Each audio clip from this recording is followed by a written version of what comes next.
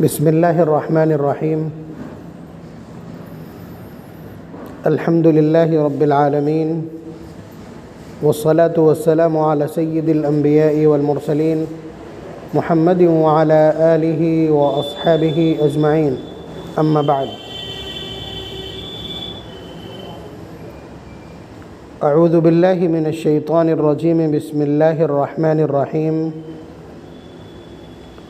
كل نفس ذائقة الموت ثم إلينا ترجعون وقال تعالى كل نفس ذائقة الموت ونبلوكم بالشر والخير فتنة وقال تعالى كل نفس ذائقة الموت وإنما توفون أجوركم يوم القيامة فمن زحزح عن النار وأدخل الجنة فقد فاز وما الحياة الدنيا إلا متاع الغرور۔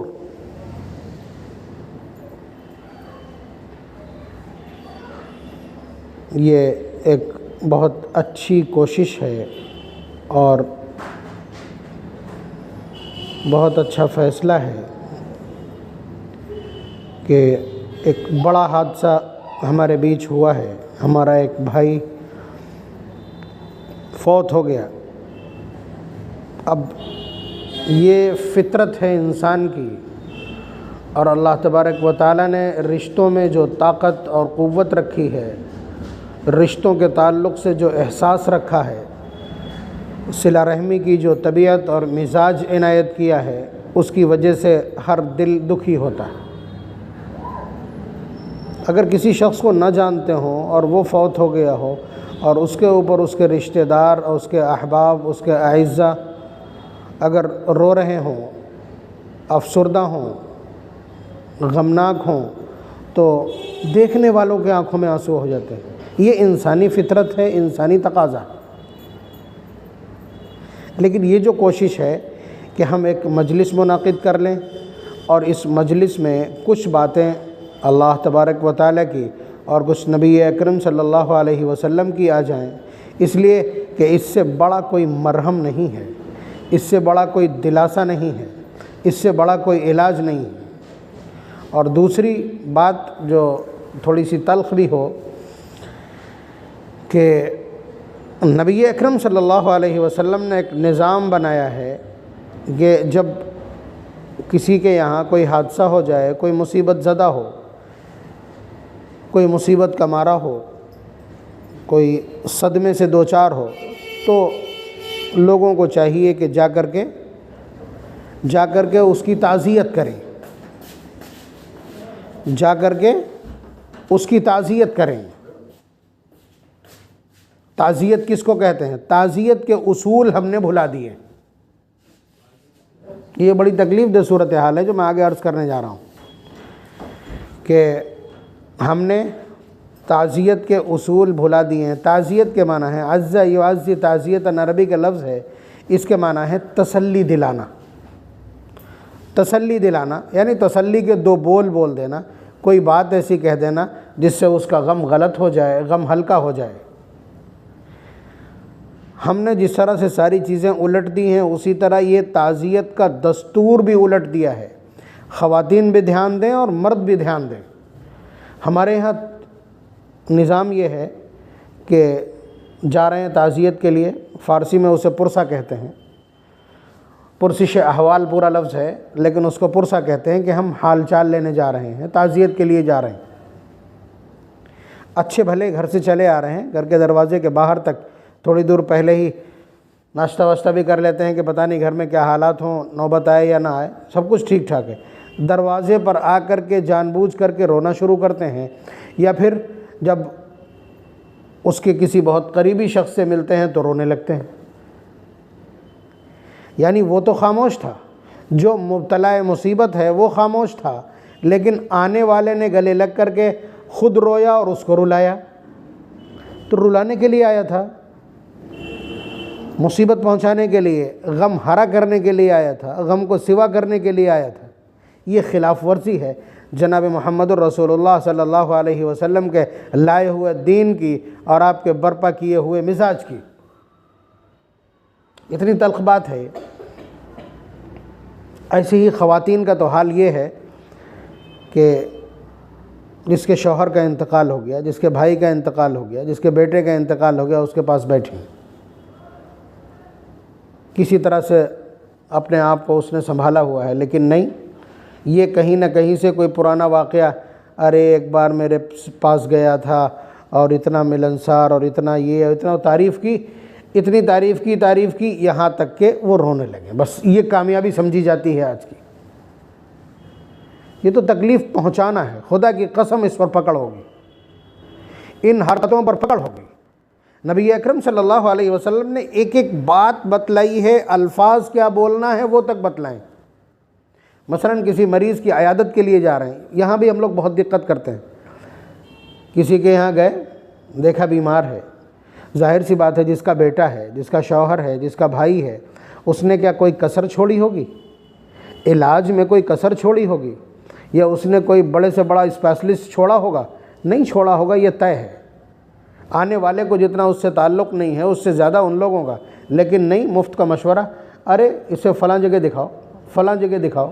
یہ مصیبتیں بڑھانا ہے، یہ پریشانیاں بڑھانا ہے۔ ابھی کل دکھا گیا ہے کسی ہائی پروفائل ڈاکٹر کو، اس پر رقم خرچ ہوئی ہے، یہ نیا مشورہ، جبکہ نہ اس ڈاکٹر کو جانتے ہوں نہ کچھ۔ تو یہ کچھ اس طرح کی چیزیں ہیں جو نبی اکرم صلی اللہ علیہ وسلم کے بتلائے ہوئے طریقے کے خلاف۔ نبی اکرم صلی اللہ علیہ وسلم نے تو یہ بتلایا کہ مریض کے پاس جاؤ، اس کے سر پہ ہاتھ رکھو اور کہو لا بأس طہور انشاءاللہ، کہ کوئی پریشانی کی بات نہیں، اللہ تعالیٰ بالکل ٹھیک کر دیں گے۔ یہ حوصلے کی بات ہے۔ کیوں یہ بات کیوں نہ کہی جائے؟ کہ اللہ تعالیٰ شفا پر قادر نہیں ہے؟ کہ اللہ تبارک و تعالیٰ اس مرض اور تکلیف کو دور نہیں کر دیں گے؟ بے شک دور کر دیں گے۔ تو یہ امید کی باتیں کرنے میں کیا دقت ہے؟ تو نا امیدی کی گفتگو کرنا درست نہیں ہے۔ اسی طرح فرمایا، خود نبی اکرم صلی اللہ علیہ وسلم کا معمول، کسی مریض کے پاس گئے، سر پہ ہاتھ رکھا اس کے، اور پھر دعا پڑھی، اذهب البأس رب الناس واشفی انت الشافی لا شفاء الا شفاءک شفاء لا یغادر سقما، کہ اللہ اس کی بیماری دور فرما دیجئے اور ایسی شفا دیجئے کہ اس کو دوبارہ سے یہ مرض لاحق نہ ہو، اور آپ ہی شفا دینے والے ہیں، آپ کے سوا شفا کسی کے پاس نہیں ہے، شفا کسی کے پاس نہیں۔ تو اس طرح کی گفتگو اور اس طرح کے کلمات نبی اکرم صلی اللہ علیہ وسلم سے منقول ہے، ہم نے بساط الٹ کے رکھ دی، اس لیے کچھ نظام بگڑا ہے۔ بہرحال یہ مجلس اور مجلس کا یہ انعقاد اس لیے کہ یہ باتیں کہیں اور کی نہیں جا سکتی، جہاں اس طرح کے احوال نہ ہوں، حالات نہ ہوں، وہاں یہ باتیں کی نہیں جا سکتی، اور کی جائیں گی تو آدھے لوگ سنیں گے، کہیں گے پتہ نہیں کہاں کی باتیں۔ اور جب اس طرح کے حالات موجود ہوں، ماحول موجود ہو، اس طرح کا غم و اندوہ ہو اور غمزدہ دل ہوں اور افسوسناک صورتحال ہو اور دل تکلیف سے تڑپ رہے ہوں، ایسے میں یہ باتیں کہنا بہت مناسب بھی ہے اور سمجھ میں بھی آتا ہے۔ یہاں سے دو باتیں عرض کرنی ہیں۔ نمبر ایک، جب کوئی شخص فوت ہو جائے، جب کوئی شخص فوت ہو جائے تو اور ہمارے دل ٹوٹے ہوئے ہوں تو ہم کو کیا کرنا چاہیے؟ ٹھیک ہے۔ اور جب اس کی تدفین ہو جائے اس کے بعد ہم کو کیا کرنا چاہیے؟ یعنی ایک انتقال کے بعد سے لے کر کے اور جب تک میت ہمارے بیچ ہے کیا ہونا چاہیے، کس طرح کی صورتحال ہونا چاہیے، اور اس کے بعد ہماری کوشش کیا ہونا چاہیے تدفین کے بعد۔ تو اس سلسلے میں آج کل کی جو صورتحال ہے، آج کل کی جو صورتحال ہے وہ یہ ہے کہ رونے کو سب سے بڑا اعزاز سمجھا جاتا ہے۔ یہ دیکھیے غیر مسلمین سے ہمارے میں آیا ہے، غیر مسلمین کی تہذیب سے ہم تک آیا ہے۔ زمانے جاہلیت میں حضور کے آنے سے پہلے بھی اس طرح کی البیلی صورتیں رونے کی جاری تھیں۔ میں بتلا دوں تھوڑی سی وضاحت کے لیے کہ جس طرح ہمارے یہاں پروگراموں کی پارٹیاں چلتی ہیں، اسی طرح سے رونے والی ٹیمیں تھیں، باقاعدہ کرائے پر بلائی جاتی تھیں اور چار کونوں میں بٹھا دی گئیں، اور پھر اس کے بعد سب کے رونے کا اسٹائل الگ الگ، کسی کا اسٹائل ہے بال نوچ کر کے رونا، کسی کا اسٹائل ہے گریبان چاک کر کے رونا، کسی کا اسٹائل ہے سینہ کو بھی سینہ پیٹ کر کے رونا، اور اسی طرح سے مختلف قسم کی چیزیں رائج تھیں۔ جو جتنا بڑا آدمی ہے یا جس کو جتنا بڑا آدمی ثابت کرنا ہوتا تھا اس کے اوپر اتنے ہی زیادہ دن تک رویا جاتا تھا۔ یہ زمانے جاہلیت کا دستور تھا، اور انہیں بتلا دیا جاتا تھا کہ مرنے والے میں یہ خوبیاں ہوتی تھیں، یہ خوبیاں ہیں، تو وہ انہی کو گا کر کے اور اس کے بعد روتی تھیں۔ نبی اکرم صلی اللہ علیہ وسلم نے اس پورے ماحول کو دیکھا اور ایک جملے میں اسے کنڈیم کر دیا۔ فرمایا النیاحۃ من امر الجاہلیہ، اوصاف بیان کر کے، خوبیاں بیان کر کے، نام لے کر کے اور اس کا بیان کر کے اور اس کے بعد رونا، یہ زمانے جاہلیت کا دستور ہے، اسلام نے اس کو ختم کر دیا۔ پھر اس کے بعد دوسرے موقع پر باقاعدہ بلفظ ہی آن پوائنٹس کاؤنٹر کیا ہے۔ نبی اکرم صلی اللہ علیہ وسلم نے فرمایا لیس منا، وہ ہم میں سے ہو ہی نہیں سکتا، من ضرب الخدود وشق الجیوب ودعا بدعوت الجاہلیہ، جو اپنے گریبان چاک کرے، اپنے گال پیٹے اور زمانے جاہلیت کا رونا روئے، اگر اس طرح سے کوئی شخص کرتا ہے تو وہ ہم میں سے نہیں ہو سکتا۔ یہ سب سے شنیع الفاظ ہیں کہ حضور خود بائیکاٹ کر دے اس شخص کا کہ وہ ہم میں سے نہیں ہو سکتا، یعنی وہ میری امت کا فرد نہیں۔ بہت حساس جملہ ہے، بڑا بائیکاٹ ہے۔ تو نبی اکرم صلی اللہ علیہ وسلم نے اس چیز کو منع کیا۔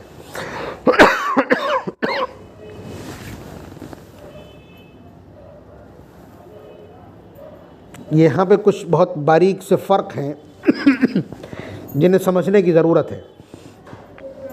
آپ یہ کہیں کہ لیجئے رونے پہ پابندی ہے، آنسو بہانے پہ پابندی ہے، نہیں، اس کو بالکل واضح کیا نبی اکرم صلی اللہ علیہ وسلم نے۔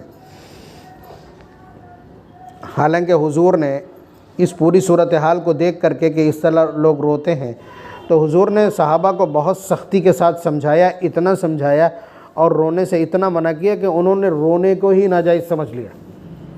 صحابہ نے آنکھوں سے آنسو نکلنے کو ہی غلط سمجھ لیا کہ یہ غلط ہے۔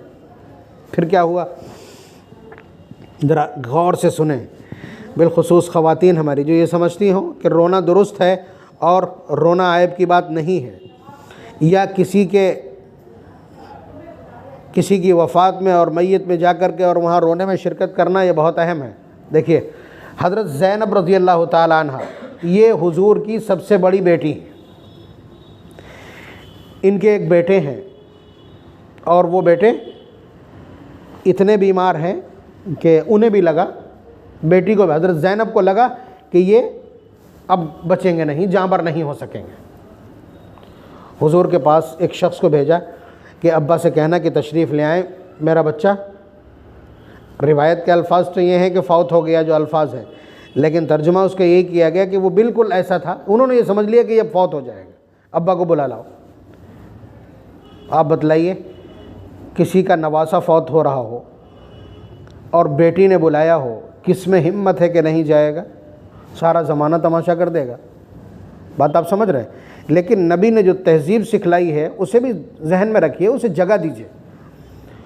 حضور نے اس پیغام لانے والے سے فرمایا کہ جاؤ میرا سلام عرض کر دینا بیٹی کو اور کہہ دینا ان للہ ما اعطى، ان للہ ما اعطى ولہ ما اخذ وکل شیء عنده باجل مسمى، کہ جو اللہ تعالیٰ نے دیا ہے وہ بھی انہی کا ہے اور جو لے لیا وہ بھی انہی کا تھا، اور جو چیز بھی اللہ تعالیٰ دیتے ہیں وہ ایک وقت کے لیے ہی ہوتی ہے ہمارے پاس۔ یہ تین جملے جو نبی اکرم صلی اللہ علیہ وسلم نے ارشاد فرمایا، اور آگے فرمایا فَلْتَصْبِرْ وَلْتَحْتَسِبْ، تم صبر کرو اور ثواب کی امید رکھو، ثواب کی امید رکھو۔ یہ جا کر کے اس شخص نے وہیں کہہ دیا کہ حضرت محمد صلی اللہ علیہ وسلم نے یہ جملے ارشاد فرمائے۔ تو حضرت زینب بہت پریشان تھی، تو ایک شخص کو واپس پھر بھیجا اور کہا کہ جا کر کے والد گرامی کو میری طرف سے یہ قسم دینا، الفاظ سنیے کہ یہ جا کر کے قسم دینا اور کہنا کہ بلایا۔ تو پھر نبی اکرم صلی اللہ علیہ وسلم نے بیٹی کی اس صورتحال کو دیکھ کر کے تشریف لے گئے۔ آپ کے ساتھ میں بہت بڑی بڑی 4 ہستیاں ہیں، حضرت سعد ابن عبادہ، سعد ابن عبادہ انصار کے سردار ہیں، مدینے کے سردار ہیں۔ حضرت معاذ ابن جبل یہ یمن کے گورنر ہوئے ہیں بعد میں۔ اس کے علاوہ حضرت زید ابن ثابت کاتب وحی ہیں، اور حضرت ابی ابن کعب رئیس القرہ ہیں۔ یہ چاروں لوگ حضور کے ساتھ گئے، تو حضور نے ایسے کر کے بچے کو گود میں لیا، تو واقعی وہ آخری سانسیں لے رہا تھا۔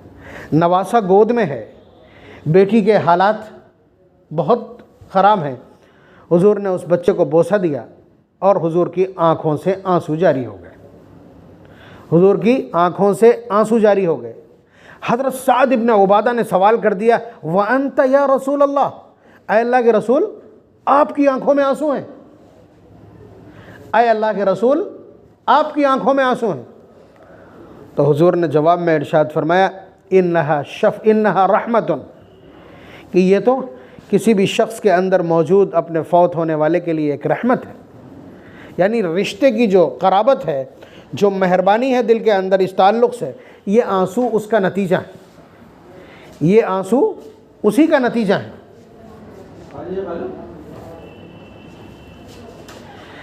یہ آنسو اسی کا نتیجہ ہے۔ تو نبی اکرم صلی اللہ علیہ وسلم نے صرف آنسوؤں کے بہنے کے اوپر کیا فرمایا کہ یہ اللہ تبارک و تعالیٰ نے جو رحمت میرے دل میں رکھی ہے، اس رشتے کی وجہ سے جو قرابت رکھی ہے، اس کا جو احساس رکھا ہے، یہ اس کا اثر ہے۔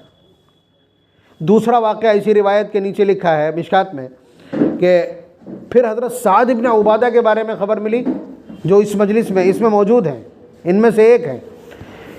ان کی جب خبر ملی کہ یہ بہت پریشان ہیں، تو نبی اکرم صلی اللہ علیہ وسلم تشریف لے گئے، تو ان کا بھی آخری حال تھا۔ وہاں گئے، حضور نے ان کی پیشانی کو بوسہ دیا، اور اس کے بعد حضور کی آنکھوں سے آنسو بہنے لگے۔ یہاں حضرت عبد الرحمن ابن عوف نے سوال کر لیا کہ اللہ کے رسول آپ کی آنکھوں میں آنسو ہیں، آپ کی آنکھوں میں آنسو ہیں، یعنی آپ نے تو منع کیا ہے، پھر آپ کی آنکھوں میں آنسو ہیں۔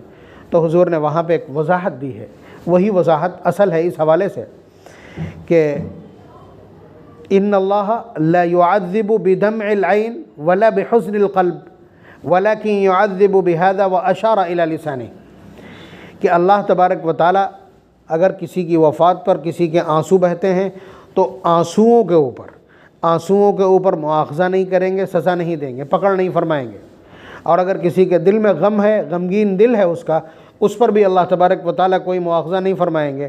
ولیکن یعذب بہذا، لیکن اس پر عذاب دیں گے، اشارہ کیا زبان کی طرف کہ یہ اگر بولے گی، یعنی بین کریں گے، اگر نوحہ کریں گے، بیان کر کے روئیں گے، تو اللہ تبارک و تعالیٰ اس پر عذاب دیں گے۔ یہ نبی اکرم صلی اللہ علیہ وسلم کی وضاحت۔ تو جو غم و اندوہ ہے، ظاہر سی بات ہے ہم انسان ہیں، اور انسانوں کے اندر رشتوں کا بڑا احترام ہوتا ہے اور رشتوں کا بڑا احساس ہوتا ہے۔ جس بچے کے والد فوت ہوئے ہوں، جس بیوی کا شوہر فوت ہوا ہو، اور جس ماں کا بیٹا فوت ہوا ہو، ان کی تو دنیا بے رنگ ہو جاتی۔ تو اس لیے اس طرح کی جو چیزیں ہیں، اللہ تبارک و تعالیٰ نے زبان پہ پابندی لگا دی۔ اب آپ یہ پوچھ سکتے ہیں کہ آخر جب ہم کو اتنا افسوس ہے، اتنی تکلیف ہے اور اتنا بڑا صدمہ ہے، تو پھر پابندی کیا ہے؟ یہ 3 آیتیں قرآن کریم کی میں نے پڑھی ہیں، ایک پارہ نمبر 4 کی، ایک پارہ نمبر 21 کی، اور ایک پارہ نمبر 17 کی۔ کل نفس ذائقۃ الموت ثم الینا ترجعون، پارہ نمبر 21 سورہ عنکبوت کی آیت، کہ ہر نفس کو، یعنی جو زندہ ہے اس کو موت کا مزہ چکھنا ہے اور اسے واپس میرے پاس آنا ہے۔ ثم الینا ترجعون، یہ سورہ عنکبوت پارہ نمبر 21 ہے۔ اور سورہ انبیاء پارہ نمبر 17 میں کل نفس ذائقۃ الموت، کہ ہر نفس کو، ہر جاندار کو موت کے مرحلے سے گزرنا ہے، موت کا مزہ چکھنا ہے۔ وَنَبْلُوكُمْ بِالشَّرِّ وَالْخَيْرِ فِتْنَةً، اور ہم تمہیں بھلائی اور برائی دونوں کے ذریعے سے آزمائیں گے۔ یہ آزمائش کا طریقہ ہے، کبھی ہم تمہیں مال و دولت دے دیں گے اور پھر دیکھیں گے کہ تم گناہ کرتے ہو یا نہیں، اور کبھی ہم تمہیں تنگی دے دیں گے، دیکھیں گے صبر کرتے ہو یا نہیں۔ تو وَنَبْلُوكُمْ بِالشَّرِّ وَالْخَيْرِ فِتْنَةً، یہاں بھی وَإِلَيْنَا تُرْجَعُونَ، پلٹ کے تمہیں میرے ہی پاس آنا ہے۔ اور پارہ نمبر 4 سورہ آل عمران کی جو آیت ہے، کُلُّ نَفْسٍ ذَائِقَةُ الْمَوْتِ، کہ ہر نفس کو موت کا مزہ چکھنا ہے۔ وَإِنَّمَا تُوَفَّوْنَ أُجُورَكُمْ يَوْمَ الْقِيَامَةِ، اور جو کچھ تم نے اپنی پوری زندگی میں کیا ہے ان سب کا پورا پورا بدلہ تمہیں وہاں چکتا کر دیا جائے گا۔ فَمَنْ زُحْزِحَ عَنِ النَّارِ، جو اپنے ان اعمال کی بنیاد پر جہنم سے بچ گیا، وَأُدْخِلَ الْجَنَّةَ، اور جنت میں داخل کر دیا گیا، فَقَدْ فَاز، وہی کامیاب ہے۔ وَمَا الْحَيَاةُ الدُّنْيَا إِلَّا مَتَاعُ الْغُرُورِ، اور دنیا دھوکے کے گھر کے سوا کچھ بھی نہیں ہے، اس کے دھوکے میں نہ آ جانا۔ یہ اس آیت کا پورا مکمل ڈاٹا ہے کہ ہر شخص کو فوت ہونا ہے اور تمہارے ایک ایک عمل کا وہاں بدلہ دیا جائے گا۔ جو شخص اپنے اعمال کی بنیاد پر جنت میں داخل کر دیا گیا اور جہنم سے بچا دیا گیا، فقط فاز، وہی کامیاب ہے۔ دنیا میں جو کچھ کر رہے ہیں سب لکھا جا رہا ہے۔ کوئی یہ سمجھتا ہو کہ دنیا صرف کافی ہے ہمارے لیے اور وہاں ہوگا تب دیکھا جائے گا، تو یہ تکلیف دہ بات ہے اور یہ ایمان سے متعلق نہیں ہے۔ ایسا شخص مومن کہے جانے کے لائق نہیں ہے جس کے اندر یہ فکر موجود نہ ہو۔ تو اب آپ نے دیکھا ان 3 آیات کو کہ ان 3 آیات میں اللہ تبارک و تعالیٰ نے یہ فرما دیا کہ یہ تو فیصلہ ہے ہمارا، جو آیا ہے اس کو جانا ہے۔ اور بِأَجَلٍ مُّسَمًّى، حضور نے جو فرمایا کہ ہر چیز جو اللہ تعالیٰ عنایت کرتے ہیں وہ ایک مدت تک کے لیے ہوتی ہے۔ ہمارا بھائی اتنی مدت تک کے لیے ہمارے پاس تھا، اور جب مدت مکمل ہو جاتی ہے تو اللہ تبارک و تعالیٰ کا اتنا سخت ارشاد، لَن يُؤَخِّرَ اللَّهُ نَفْسًا إِذَا جَاءَ أَجَلُهَا، کہ اللہ تبارک و تعالیٰ کسی کو بھی ایک پل کی مہلت نہیں دیتے ہیں جب اس کی مدت پوری ہو جاتی۔ اور مدت اور عمر صرف انسانوں کی اور جانداروں کی نہیں ہے، بلکہ پارہ نمبر 21 سورہ روم کی آیت تو یہ کہتی ہے کہ وَمَا خَلَقَ اللَّهُ السَّمَاوَاتِ وَالْأَرْضَ وَمَا بَيْنَهُمَا إِلَّا بِالْحَقِّ وَأَجَلٍ مُّسَمًّى، کہ ہم نے آسمان و زمین کے بیچ جو کچھ بھی پیدا کیا ہے ان سب کی عمر متعین کی ہیں۔ تو اس لیے اگر آنکھوں سے آنسو بہانے کی اجازت، دل کے غمگین ہونے پر کوئی مواخذہ نہیں ہے، تو یہ ہماری فطرت کا تقاضا ہے، ہمارے رشتوں کا تقاضا ہے، ہماری محبتوں کا تقاضا ہے، اور ہمارے ساتھ جو وابستگی ہے یہ اس کی مجبوریاں ہیں۔ زبان سے اس لیے منع کیا ہے کہ جب یہ فیصلہ اللہ تعالیٰ کی طرف سے ہے کہ ہر شخص کی عمر متعین ہے اور اس عمر میں اسے جانا ہی جانا ہے، اب جب یہ اصول آپ کو معلوم ہے، قرآن نے سمجھا دیا، ایک سے زیادہ جگہ سمجھا دیا ہے، پھر اس کے بعد اگر آپ کسی طرح کی جزا فضا اور واویلا کرتے ہیں تو یہ تو ایجیٹیشن ہوگا نا، یہ احتجاج قرار دیا جائے گا، اور اللہ تبارک و تعالیٰ کے فیصلے کے خلاف احتجاج یہ بندگی کے خلاف ہے، عبدیت کے خلاف، اس لیے منع کیا۔ بلکہ نبی اکرم صلی اللہ علیہ وسلم نے تو یہاں تک ہم کو خبر دی ہے کہ ان المیت لیعذب ببکاء اہلہ، ان المیت لیعذب ببکاء اہلہ، گھر والوں کے رونے کی وجہ سے میت کو عذاب دیا جاتا ہے۔ یعنی یہاں گھر کے لوگ رو رہے ہوں اگر تو میت کو عذاب دیا جائے گا، یہ نبی اکرم صلی اللہ علیہ وسلم کے الفاظ ہیں۔ آپ کہیں گے اس نے کیا کیا، اس نے کیا کیا جو اس کو عذاب دیا جا رہا؟ نبی نے بتلایا۔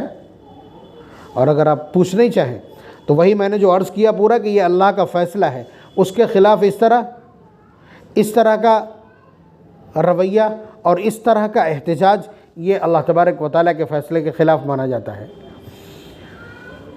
لیکن یہاں یہ تفصیل ہے کہ اگر اس شخص نے بھی اپنے گھر کے اندر اس سے پہلے ایسا ہوتا ہوا دیکھا ہو اور پھر منع نہ کیا ہو اور اسی حال میں وہ فوت ہوتا ہے تو پھر اللہ تبارک و تعالیٰ کے یہاں اس کو عذاب ہوگا۔ اگر وہ منع کرتا ہوا شخص ہے اور پھر اس کے اہل و عیال روتے ہیں تو اس پر عذاب نہیں ہوگا۔ یہ محدثین کی وضاحت ہے۔ اب آپ بتلائیے، اگر یہ کیا نام ہے، اس پوری صورتحال کو سمجھ کر کے دیکھیے کہ نبی اکرم صلی اللہ علیہ وسلم نے فرمایا کہ قبر آخرت کی منزلوں میں پہلی منزل ہے، یعنی فرسٹ انویسٹیگیشن پوائنٹ ہے وہ۔ اور آپ جانتے ہیں کہ فرسٹ ٹائم جو رپورٹ لگتی ہے یعنی جو لوکل پولیس آپ کے کیس میں جو رپورٹ لگا دے گی، آپ چلے جائیں سپریم کورٹ، لیکن کیس کہاں آتا ہے؟ کیس وہیں لوکل جو پولیس ہے، لوکل جو ایڈمنسٹریشن ہے وہیں پہ آئے گی، وہی لوگ تفتیش کریں گے، تحقیق کریں گے، وہ رپورٹ فارورڈ کریں گے. یہ طریقہ ہے. یہی نبی اکرم صلی اللہ علیہ وسلم یہاں سمجھانا چاہ رہے ہیں کہ قبر کا جو مرحلہ ہے یہ آپ کے پاس جو کرنٹ بیلنس ہے، آپ کی جو لائف کنڈیشن ہے، اس پر رپورٹ لگ جائے گی. بہت سینسٹیو بات ہے جو میں عرض کر رہا ہوں، بہت حساس. اس لیے کہ ہم لوگوں کا کیا طریقہ ہے، 3 دن بعد کھانا پکے گا، ٹھیک ہے، اور پرسوں قرآن خوانی ہوگی، اور 40 دن کے بعد یہ ہوگا، اور اتنے دن بعد یہ ہوگا. اس سے کوئی نفع نہیں پہنچنے والا. ہمیں سب سے زیادہ ضرورت ہے اس وقت بچانے کی. اس لیے کہ یہاں فرسٹ بیریئر کے اوپر اگر اس کے اوپر کوئی ٹیگ لگ گیا تو آگے پھر وہی چلے گا. نبی اکرم صلی اللہ علیہ وسلم نے پوری وضاحت یہ کی ہے کہ قبر آخرت کی منزلوں میں پہلی منزل ہے. جو شخص یہاں سے بچ گیا وہ آگے بچ جائے گا. اس لیے کہ آپ بھی دعا کرتے ہیں اللہم اغفر للمؤمنین والمؤمنات، اے اللہ ہمارے تمام ایمان والوں کی مغفرت فرما دیجئے. تو تمام ایمان والوں میں ہر وہ شخص جو آج سے 200 سال پہلے مرا تھا وہ بھی تو شامل ہے. اللہم اغفر لحینا ومیتنا، اے اللہ ہمارے مردوں کی مغفرت فرما دیجئے، اس میں وہ 1000 سال پہلے جو شخص فوت ہوا وہ بھی تو داخل ہے. تو کب تک ایوائڈ کی جائے گی؟ کسی نہ کسی کی تو سن لی جائے گی. تو صرف قبر کی جو پہلی منزل ہے اسے بچانا ہے، آگے کوئی نہ کوئی کام آ جائے گا انشاءاللہ. بات آپ سمجھ رہے ہیں میری؟ تو اس لیے جس وقت اس کی انویسٹیگیشن ہونا، اس وقت تک آپ کی طرف سے اتنا بہت سارا پہنچ جائے جو اس کے لیے بیک اپ ہو جائے. بات سمجھ رہے ہیں؟ اب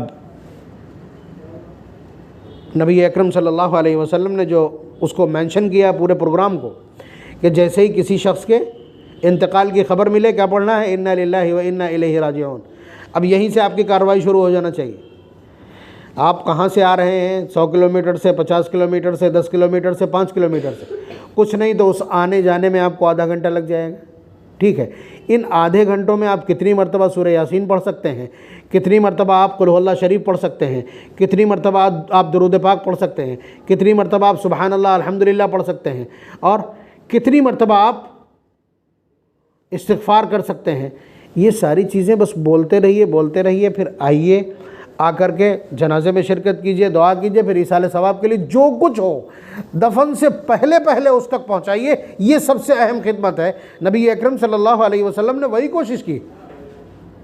اسی لیے فرمایا کہ جس شخص کے جنازے میں 100 لوگ شریک ہوں، ہیو ڈن، اس کی مغفرت ہو گئی. ٹھیک. پھر فرمایا گھٹا کر کے کہ جس کے جنازے میں 40 لوگ شریک ہو جائیں اس کی مغفرت ہو گئی. پھر اس کے بعد یہ فرمایا کہ جس کے جنازے میں 4 ایسے لوگ شریک ہو جائیں جو شرک میں مبتلا نہ ہو تو اس کی بھی مغفرت ہو جائے. تو اس لیے جنازے میں شرکت کو واجب قرار دیا.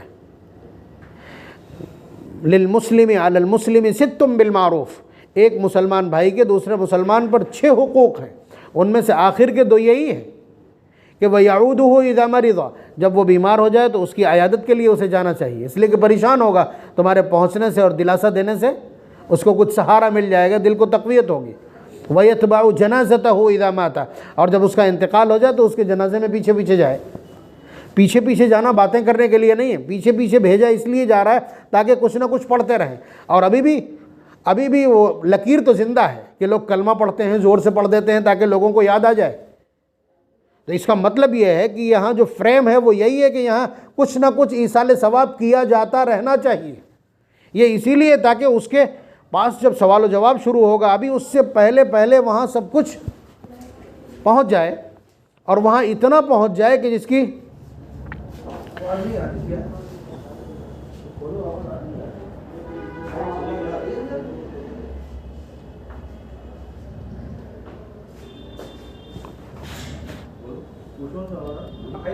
نہیں پہنچ رہی ہے.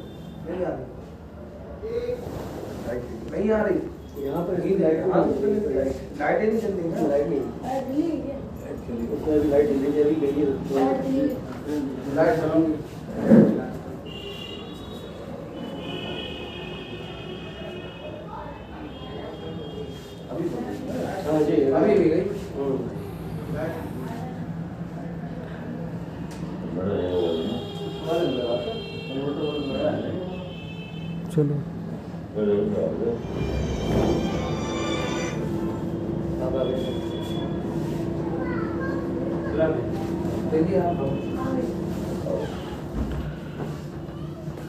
اسی لیے جنازے میں پیچھے پیچھے جانے کا حکم دیا ہے، بلکہ اس کو واجب قرار دیا ہے، اور ایک مومن بھائی کا حق قرار دیا دوسرے مومن بھائی کے اوپر، اس لیے کہ پیچھے پیچھے جائے گا تو کچھ نہ کچھ پڑھے گا۔ اب جیسے ہی وہ حساب و کتاب شروع ہوگا تو چاروں طرف سے یہ سارا خزانہ بیریکیٹنگ کی طرح کام کرے گا۔ آپ نے جو درود پڑھ کے بھیجے ہیں، جو قرآن پڑھا ہے، جو تسبیحات پڑھی ہیں، وہ ساری کی ساری بیریکیٹنگ کا کام کریں گے۔ جدھر سے سوال آئے گا یا جدھر سے دباؤ بنے گا، ادھر وہ آپ کا سرکشا کوچ کام کرے گا۔ یہ نبی اکرم صلی اللہ علیہ وسلم نے سمجھایا ہے۔ حضرت سعد ابن عبادہ، جن کی میں نے ابھی بات کی تھی، انہی کے جنازے میں حضور تشریف لے گئے، ان کے جنازے میں تشریف لے گئے، اور جیسے ہی ان کو قبر میں اتارا اور مٹی ڈالی تو صحابہ فرماتے ہیں حضور نے اچانک فسبحنا طویلا، حضور نے سبحان اللہ کہنا شروع کیا، تو صحابہ فرماتے ہیں کہ ہم نے بھی زور زور سے، یا ہم نے بھی سبحان اللہ پڑھنا شروع کر دیا۔ پھر حضور نے الحمدللہ پڑھنا شروع کیا تو ہم نے بھی الحمدللہ پڑھنا شروع کر دیا۔ پھر حضور نے اللہ اکبر کہا تو ہم لوگ بھی اللہ اکبر دیر تک پڑھتے رہے۔ پھر ہم نے حضور سے پوچھا کہ آج ہم نے ایک نیا عمل دیکھا آپ کو کرتے ہوئے، آخر اس کی وجہ کیا ہے؟ تو حضور نے بتلایا کہ سعد ابن عبادہ کو قبر نے اس طرح سے بھینچ دیا تھا۔ قبر دباتی ہے اس طرح سے، پسلیاں ایک دوسرے میں گھس جاتی اگر بندہ، تو حضور نے فرمایا کہ لقد ذاق ضیقا، کہ اسے بہت زور سے دبوچا تھا۔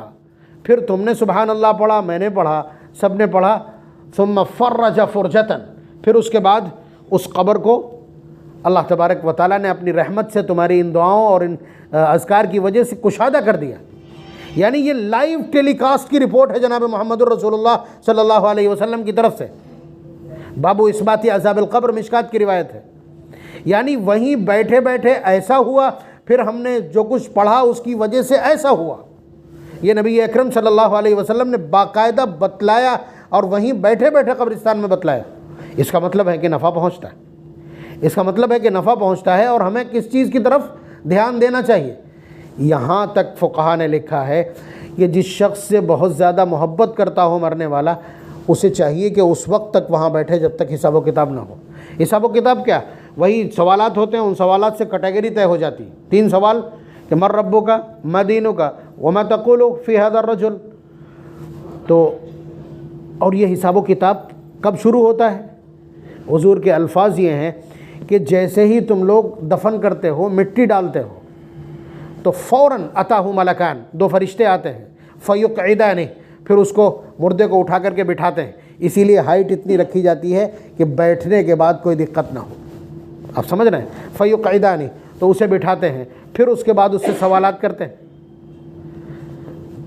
یہاں تک فرمایا یسمع قرع نعالہم، کہ وہ جو لوگ واپس آ رہے ہوتے ہیں ان کی چپلوں کی جو آواز ہوتی ہے، اس آواز کو مردہ سنتا ہے۔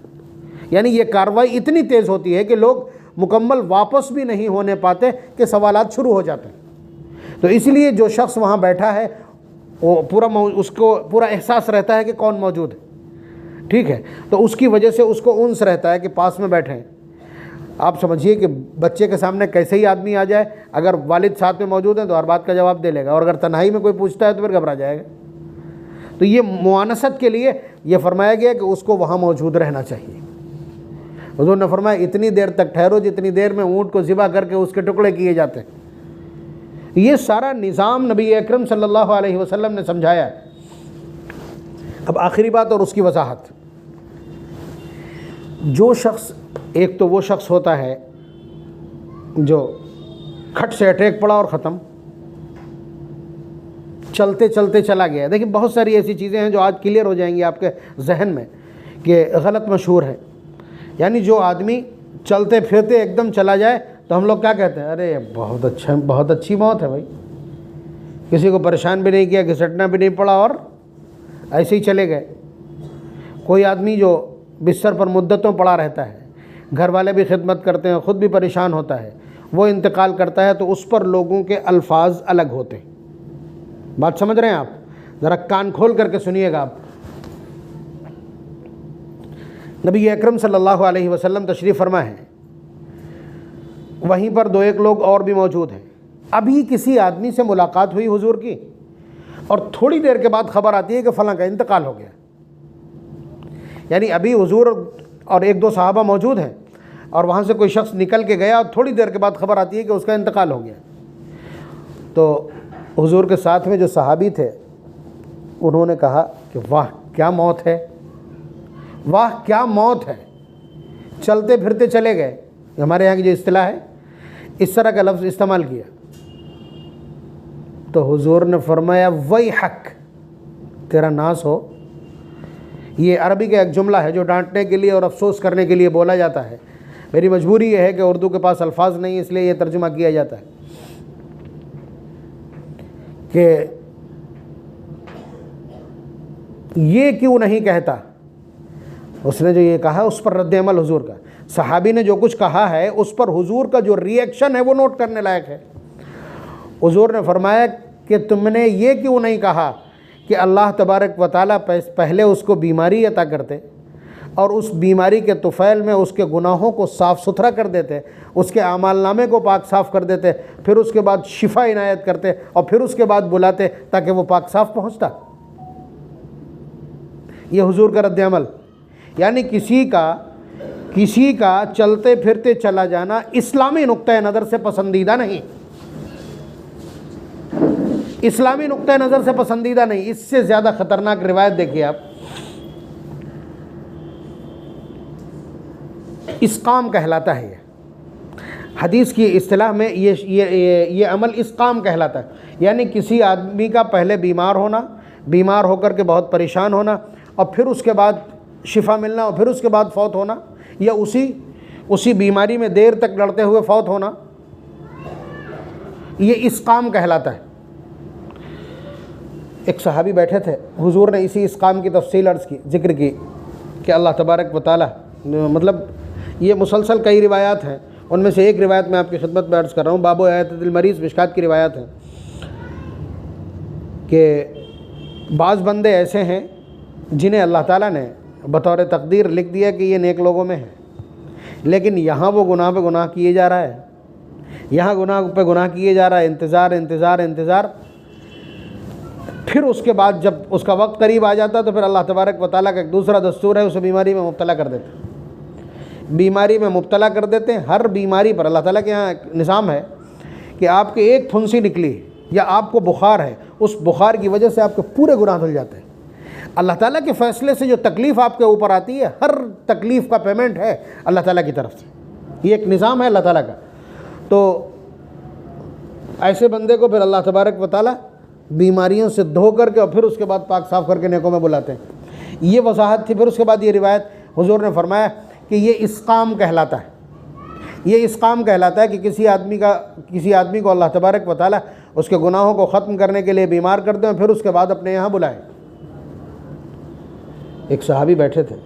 اب یہ جملہ بھی آپ نوٹ کرنے کا ہے، بہت سینسٹیو ہے کہ آدمی یہ کہتا ہے ہم بالکل فٹ ہیں صاحب.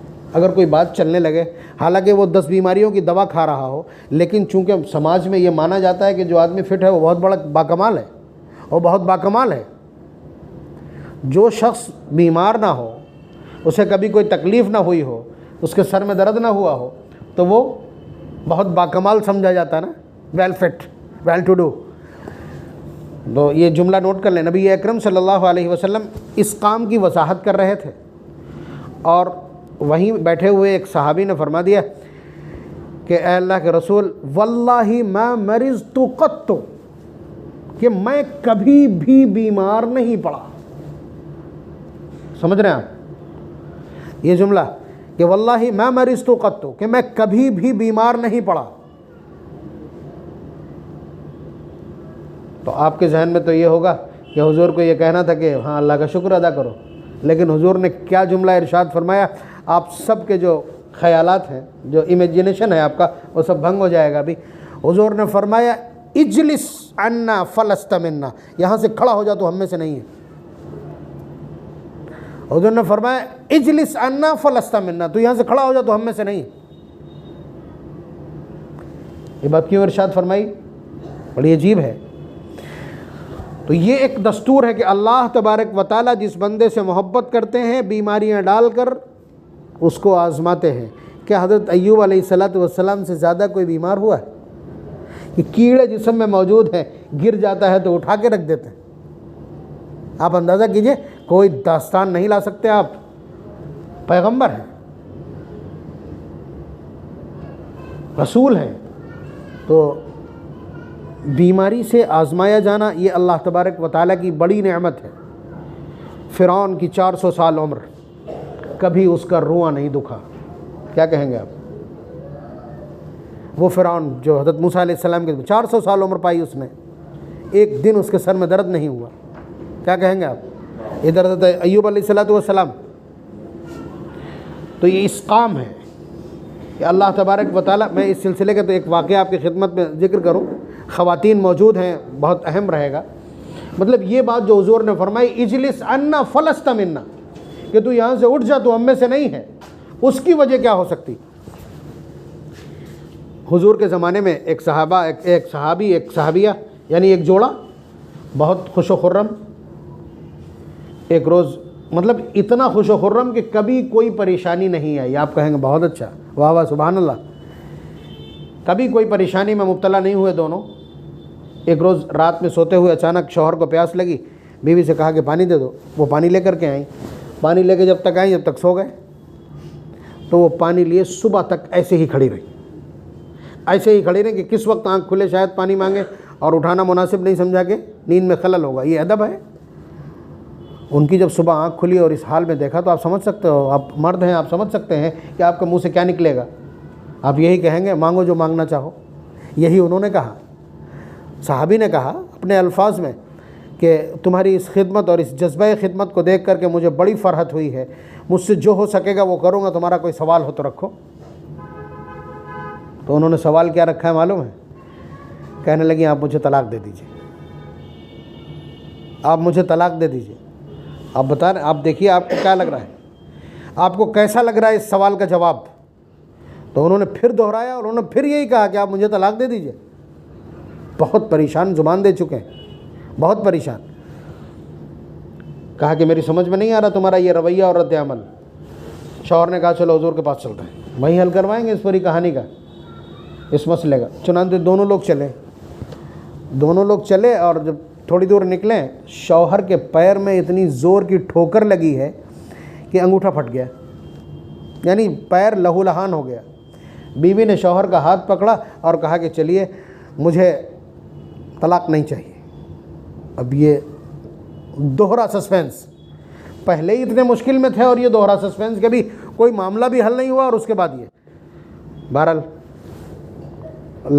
لا کر کے جب پوچھا کہ بات کیا ہے، یہ کیا پہیلیاں ہیں تمہاری، وہی جملہ جو ابھی میں نے آپ کی خدمت میں عرض کیا کہ حضور نے یہ بات ایک جگہ نہیں 10 جگہ فرمائی۔ انہوں نے بھی یہی کہا کہ میں نے حضور کو یہ فرماتے ہوئے 1 سے زائد بار سنا ہے کہ اللہ تبارک و تعالیٰ اپنے جس بندے سے محبت کرتے ہیں اس کو مصیبتوں سے آزماتے ہیں، اسے تکلیف دے کر کے آزماتے ہیں، اس کو آزار دے کر کے آزماتے ہیں، لیکن میں آپ کے ساتھ اتنی مدت سے ہوں، میں نے آپ کو کسی تکلیف میں مبتلا نہیں دیکھا۔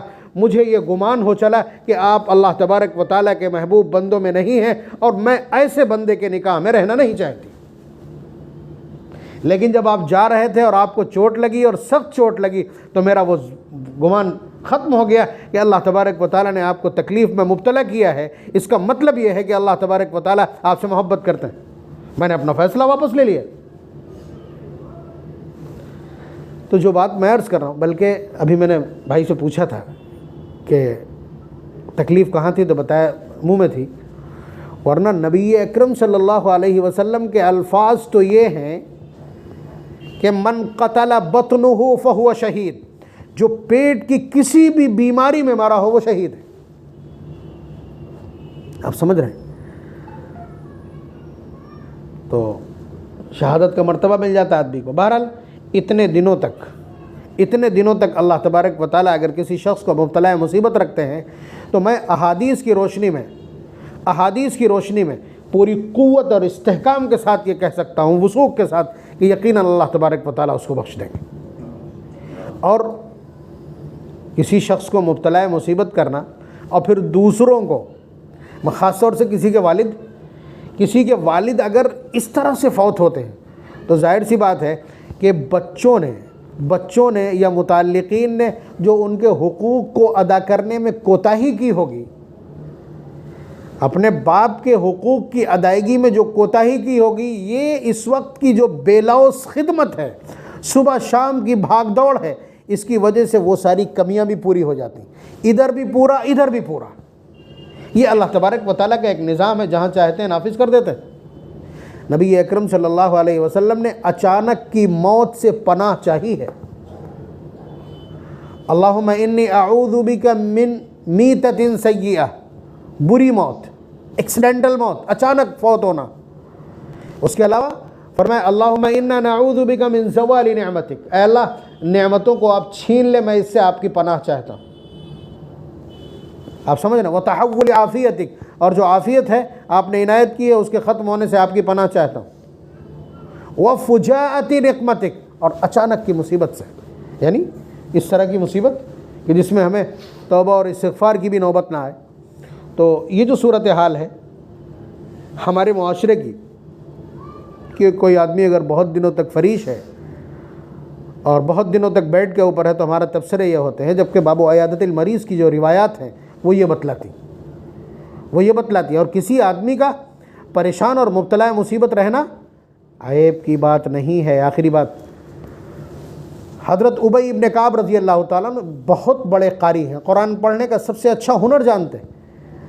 بس ایک بات ان کے بارے میں عرض کر دوں کہ اللہ تبارک و تعالیٰ نے ایک دن حضرت جبریل امین کو بھیجا یہ کہہ کر کے کہ جا کر کے میرا سلام عرض کرنا حضور اقدس صلی اللہ علیہ وسلم سے، اور ان سے کہنا کہ ان کا جو شاگرد ہے ابی ابن کعب، اس سے کہیں کہ وہ سورہ بینہ کی تلاوت کرے، وہ بھی سنے اور میں بھی سنوں۔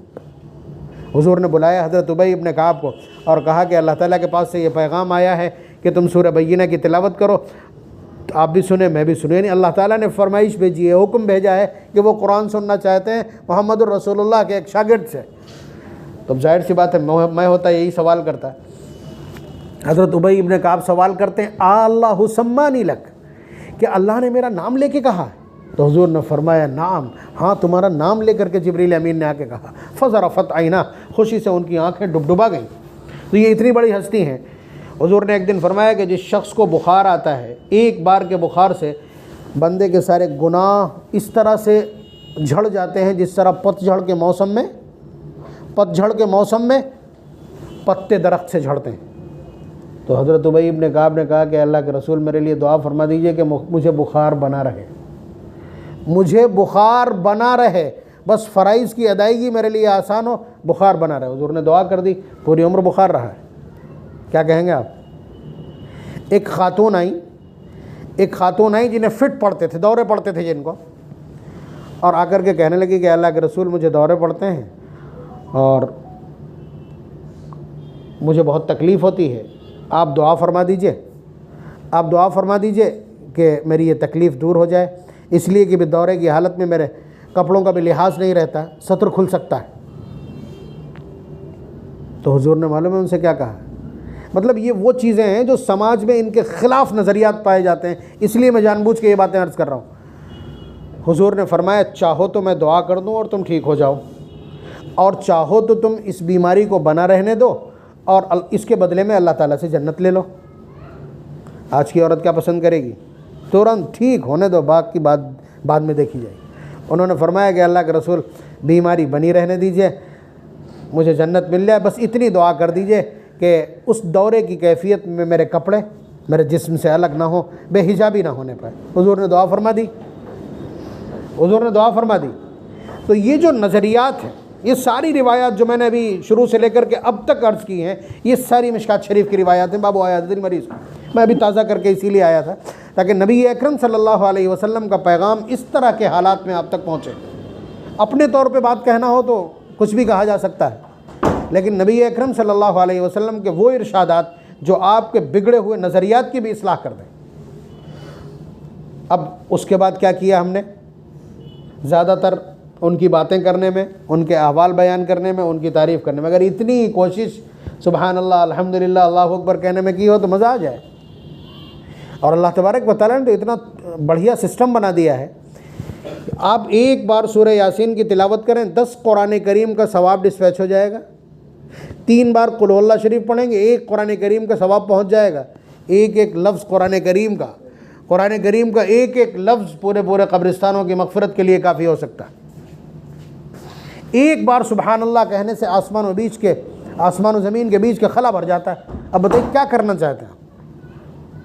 وہ ہمیں جو کچھ دکھتا نہیں ہم اسے مانتے نہیں، ایمان بالغیب ہمارا گڑبڑایا ہوا ہے۔ اسی ٹائم یاد آتا جب کسی کی وفات ہوتی۔ تو یہ ساری چیزیں ذہن میں رہنا چاہیے۔ نفع کیسے پہنچے گا؟ باتوں سے نہیں، کسی کی تعریف سے نہیں پہنچے گا، کسی کے گلے لگ کے رونے سے نہیں پہنچے گا۔ اس کو کیسے؟ آپ کا اس کے ساتھ تعلق کیا ہے وہ دکھلائیے اس وقت۔ جو آپ دوسرے کے ساتھ کریں گے وہی آپ کے ساتھ ہوگا۔ تو آپ سب حضرات دعا فرما دیجئے کہ اللہ تبارک و تعالی ہمارے بھائی کی مغفرت فرمائے، اور اتنے دنوں تک جو انہیں مبتلا مصیبت رکھا اس کا بھرپور اجر انہیں عنایت فرمائے۔ الحمدللہ رب العالمین، اللہم صلی علی سیدنا وعلی آل سیدنا و مولانا محمد وبارک وسلم۔ اے اللہ اس مجلس کو قبول فرما لیجئے، اس مجلس میں جو کچھ کہا گیا ہے اے اللہ اس پر عمل کی توفیق نصیب فرما دیجئے۔ اے اللہ یہ بے شک ایک عبادت کا کام تھا، بے شک آپ کے اور آپ کے حبیب کے پیغام کو پہنچانے کی کوشش تھی۔ اس مجلس کے انعقاد پر بھی آپ بہت سارا ثواب اور اجر عنایت کرتے ہیں۔ اے اللہ ہم سب وہ سارا کا سارا ثواب اے اللہ اپنے بھائی کو بھیجنا چاہتے ہیں، یہ ثواب ان کے نامہ اعمال میں درج فرما دیجئے۔ اے اللہ ان کی مغفرت فرما دیجئے۔ ایک مدت تک انہوں نے حالت مرض میں گزارا ہے، اور آپ حالت مرض میں اے اللہ اپنے بندوں کی مغفرت بھی فرما دیتے ہیں، گناہوں کو بھی ختم فرما دیتے ہیں، گناہوں میں تخفیف بھی فرما دیتے ہیں۔ اے اللہ جو لوگ پیچھے رہ گئے ہیں انہیں توفیق دیجئے کہ وہ ان کے لیے ایصال ثواب کا اہتمام بھی کریں اور ان کی وفات پر صبر بھی کریں۔ اے اللہ جنہیں آپ نے پیچھے رکھ دیا ہے، ان کی اولاد اور ان کے پسماندگان، اے اللہ ان سب کو صبر عنایت فرمائیے، اور اپنی جانب سے ان کی کفالت اور ان کی حفاظت اور ان کے تمام امور میں اپنی جانب سے اے اللہ ان کی مدد اور ان کی یاوری فرمائیے۔ اے اللہ ہم سب کو اپنی رضا والے کام کی توفیق نصیب فرمائیے۔ وفات سے پہلے، مرنے سے پہلے آخرت کی تیاری کی توفیق عنایت فرما دیجئے۔ نوحہ اور غیر اسلامی طریقوں سے ہم سب کی حفاظت فرما دیجئے۔ یہ رونے دھونے کا جو نظام ہے اے اللہ اس پر قابو کرنے کی اسی طرح توفیق عنایت فرمائیے جس طرح آپ نے صحابہ اور صحابیات کو نصیب فرمائی۔ اے اللہ ہم